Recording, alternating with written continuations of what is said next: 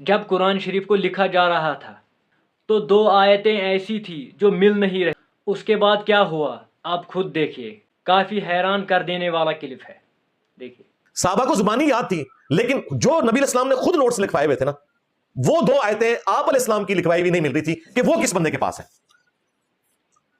وہ ایک بندے کے پاس ملی، سیدنا خزیمہ بن ثابت انصاری کے پاس. دوسرے کے پاس نہیں مل رہی تھی. زید بن ثابت نے یہ رول بنایا تھا کہ جب تک 2 صحابہ کے پاس کم از کم مجھے نوٹس نہ ملے اس وقت تک میں اپنا یہ کام کمپلیٹ نہیں سمجھوں گا. یہ 2 آیات ایسی تھی جو کسی دوسرے صحابی کے پاس نہیں تھی. وہ بھی معجزہ ظاہر ہوا. وہ بخاری میں ہی آتا ہے اور پورا واقعہ سنن نسائی میں موجود ہے کہ نبی علیہ السلام نے اپنے مبارک زمانے میں ایک شخص کے ساتھ سودا کیا کسی سواری کا. آپ نے کہا کہ تم ادھر رکو، میں گھر سے رقم لا کے تمہیں دیتا ہوں، اشرفیاں. نبی علیہ السلام گھر کے پیچھے سے کسی نے زیادہ قیمت لگا دی اس کو.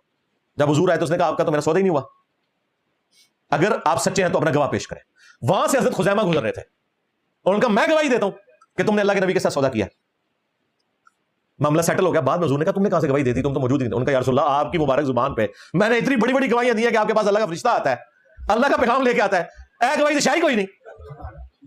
پھر نبی اسلام نے اس موقع پہ فرمایا تھا کہ ہر معاملے میں 2 گواہوں کی ضرورت ہے، لیکن اگر میرا خزیمہ کسی معاملے میں اکیلا بھی آ گیا تو اس کی گواہی 2 کے برابر تم نے شمار کر لینی ہے. صدق رسول اللہ صلی اللہ علیہ وسلم. حضرت ابوبکر کے دور میں وہ قرآن کی 2 آیات ملی صرف اس بندے کے پاس اور ان کی گواہی کو 2 کے برابر شمار کیا. حضور کی وفات کے بعد آپ کا معجزہ ظاہر ہوا. تو یہ اتنی ذمہ داری کے ساتھ کام کیا گیا. اللہ اکبر. تو دیکھا آپ نے کیسے معجزہ ظاہر ہوا.